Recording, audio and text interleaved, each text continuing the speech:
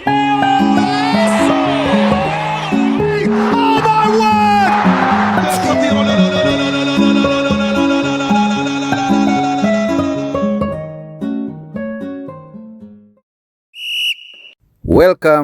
to my channel.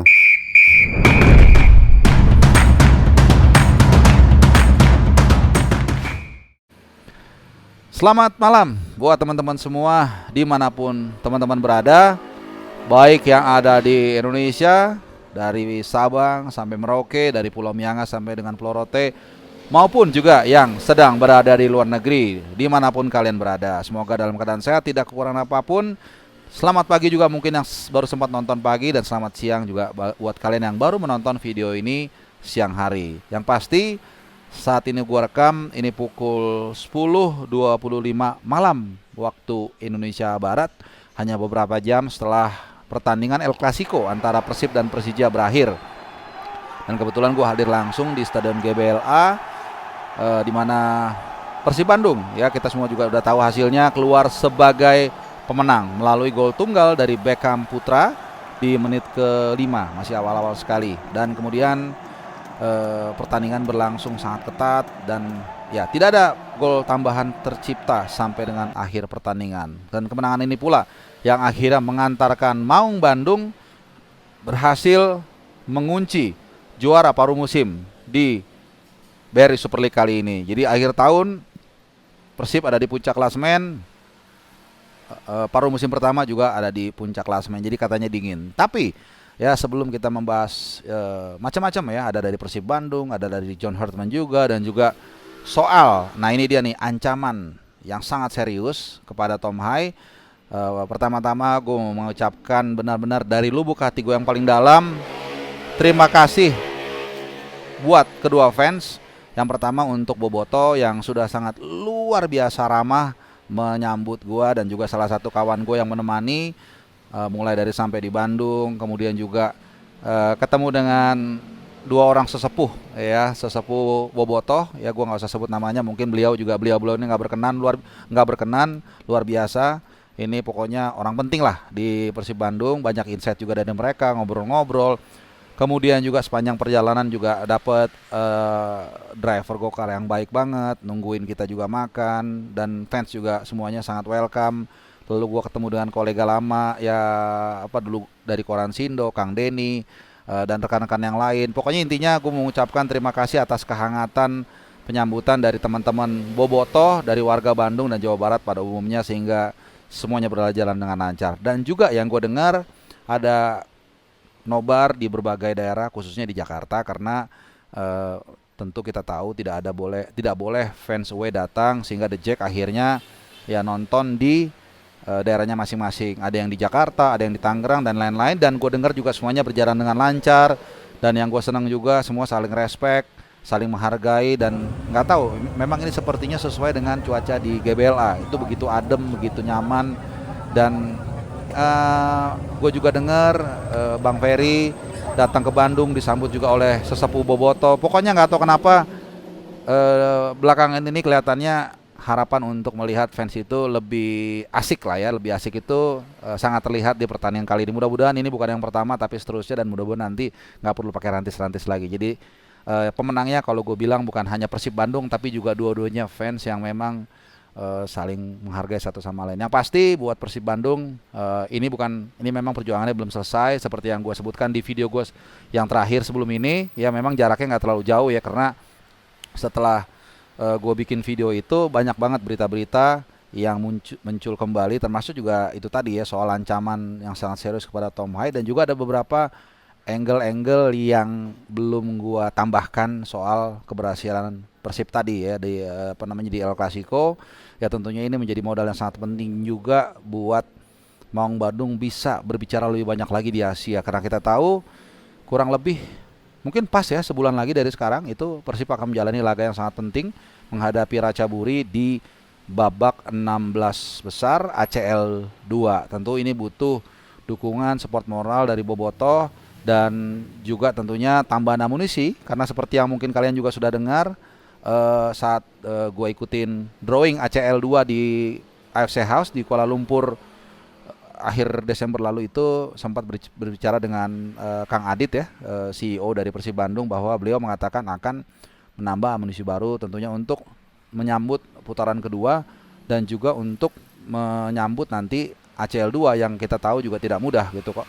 Dan tentu saat itu beliau berharap bisa lolos, dan kalau lolos itu lawannya sudah ditunggu antara Pohang Steelers dan juga Gamba Osaka gitu ya. Jadi banyak kalau gue lihat ya sepintas, mungkin koreksi kalau gue salah, buat teman-teman bobotoh khususnya, mereka mengapresiat permainan Persija yang walaupun bermain tanpa dengan 10 orang, mungkin hampir 45 menit ya, intinya cukup lama lah ya sejak dikeluarkannya pemain Persija ya, di menit ke 50 sekian gue lupa ya. Itu memang Persib juga tidak mudah untuk mencoba mencari gol tambahan gitu loh. Justru Persija yang sempat mendapatkan 2-3 peluang emas meskipun gagal untuk berbuah gol, sehingga memang rekor tidak bisa menang di kandang Persib buat Persija itu terus bertambah. Jadi bobotoh sebagian berharap sebenarnya jangan sampai performanya seperti tadi lagi nih, dalam arti nanti dalam menghadapi putaran kedua, lalu kemudian juga menghadapi lawan seperti Ratchaburi, bahkan kalau lolos menghadapi tim seperti Gamba dan Pohang Steelers, itu pasti butuh performa yang lebih bagus lagi dibandingkan yang tadi, meskipun ya kemenangan is still win gitu ya. Yang berikutnya soal apalagi ya, soal pertahanan Persib ini juga luar biasa ya. Teja Pakualam dapat apresiasi yang cukup banyak. Musim-musim sebelumnya dia hanya, terutama musim lalu di bawah Mendoza, dia hanya menghangatkan bangku cadangan ya. Kita pikir karirnya mungkin udah habis atau akan turun, tapi kemudian ketika Mendoza cabut, Teja Pakualam yang secara postur memang tidak terlalu menjulang dipercaya menjadi orang nomor 1 di bawah Mister Gawang, tapi ternyata tampil cukup impresif gitu. Ini juga satu pengamatan yang luar biasa dari Bojan Hodak dalam memilih pemain. Nah, apalagi ya yang menarik untuk kita bahas?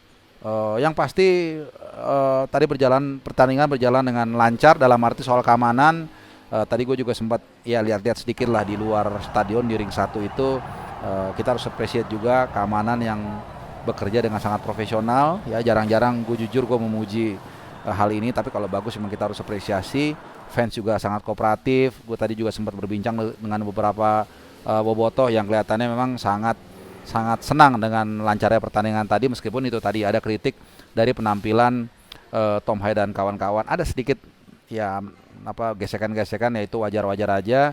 Kemudian koreonya juga bagus, tidak ada tidak ada koreo yang memprovokasi. Jadi kalau gue ingat dulu tahun berapa ya, 2018 ketika ada insiden ya, itulah gue nggak usah sebut insiden itu.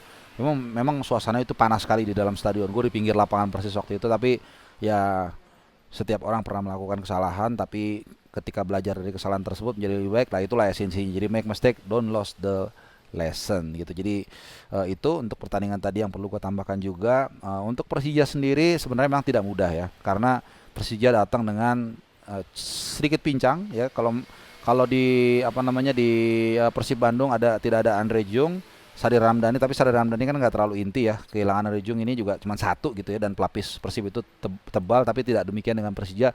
Datang tanpa Gustavo Almeida, kemudian juga tanpa Kalonego, dan juga tanpa Rio Matsumura, tapi mereka bisa menampilkan penampilan yang oke, dan ini yang akhirnya memberikan tempat juga di hati bobotoh bahwa ya mereka respect lah dengan Persija tampil cukup berani. Dan tentunya nanti kita akan lihat, mudah-mudahan semakin seru juga pertemuan kedua dari kedua tim ini pada tanggal 11 Mei nanti, yang akan gantian Persija akan jadi tuan rumah. Nah ini dia buat Jackmania, mudah-mudahan yang sudah berulang-ulang bertahun-tahun ini mulai membaik. Mudah-mudahan nanti ditunggu juga nih pelan-pelan mungkin bisa sesepuh Persib yang gantian datang, supaya ya kita rivalnya hanya 90 menit hanya di atas lapangan. Ya kalau di sosmed ceng-cengan itu masih oke lah, tapi tidak perlu lebih dari itu. Jadi appreciate dari hati yang paling dalam buat kalian, yang gue sangat senang lihat pertandingan tadi dalam arti dari segi keamanannya. Nah, satu pemain yang juga akan kita bahas kebetulan dari Persib Bandung, yaitu Tom Hai.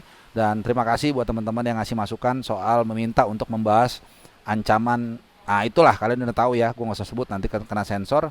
Ancaman yang sangat serius terhadap Tom Hai dan keluarga. Nah ini pertama gue mesti mengatakan ya, kita berkepala dingin dulu. Tidak perlu juga kita suzon untuk menuduh ya ini pelakunya mungkin A, si B, si C, kita nggak tahu. Yang pasti gue yakin mau itu rival, mau itu nggak rival, namanya hal seperti ini kita pasti nolak. Apalagi Tom Hai itu adalah aset bangsa, pemain tim nasional juga, dan juga tentunya menjadi apa ya, menjadi pemain yang sangat penting di tim nasional kita. Jadi kita tidak melihat jersinya dia di klub, tapi dia sebagai pemain tim nasional. Dan gua rasa juga hal seperti itu mau dengan rival sekalipun kita tidak akan setuju, dan itu tentunya sangat sangat kita hindari. Dan saatnya kita justru untuk bersatu. Dalam arti gue dengar Bobotoh sudah memulai hashtag Stay with Haye, dan gue harap kalau gue boleh ngajak ya, kita semua mungkin ini juga momentum ya, kelihatannya momentum kita untuk lebih guyup bersatu, terutama hal seperti ini untuk mendukung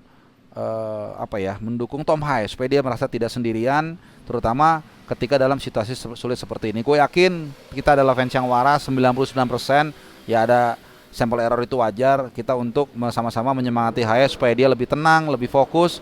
Ya bukan soal dia di Persibnya aja, tapi juga soal bagaimana dia nanti bisa main lepas di tim nasional kita yang saat gue berbicara ini sudah mendarat di Indonesia, yaitu John Hartman, ya calon pelatih tim nasional kita selepas diepecatnya Patrick Kluivert tanggal 14 Oktober tahun lalu. Dan rencananya besok ya, ini tergantung kalian nontonnya, yang pasti Senin jam 8:30 kalau nggak ada perubahan itu akan diperkenalkan di Hotel Mulia. Dan ini berarti sesuai dengan apa yang dikatakan oleh Pak Sumarji, ya mantan manajer timnas. Dan anyway Pak Sumarji mengatakan pas lagi off air di sebuah stasiun televisi di Kompas TV bahwa tanggal 12 itu akan diperkenalkan. Jadi again, kalau memang bagus, kita objektif mengapresiasi bagaimana Pak Sumarji dan kawan-kawan bekerja secara profesional, secara kolektif dalam memilih pelatih itu kelihatannya sudah selesai prosedur. Dan juga perkenalannya juga mudah-mudahan berjalan dengan lancar. Seperti yang berkali-kali gue bilang ya, nggak usah terlalu banyak gimmick ya, simpel-simpel aja. Pasti nanti ada pertanyaan, itu wajar, di mana-mana ada perkenalan manajer baru atau pelatih tim nasional baru, maaf. Sudah banyak gue bahas juga soal gaya bermain dia, soal nanti dia dengan anak istrinya akan tinggal di sini, soal asisten pelatih lokal yang akan dipilih dan lain itu udah banyak kita bahas. Yang pasti itu udah ada, pasti ada anak asisten pelatih lokal, dan juga pasti ada juga asisten pelatih yang dibawa memang dari luar negeri. Salah satunya pelatih fisik kalau nggak salah, yang memang akan diboyong oleh John Hartman untuk persiapan nanti bulan Maret ada FIFA Series. Jadi gua rasa kita semua sepakat, kita sama-sama dukung, walaupun memang ada rasa traumatik ya dengan pergantian pelatih sebelumnya dari Sintayong ke Patrick Kluivert dan Patrick Kluivert dipecat.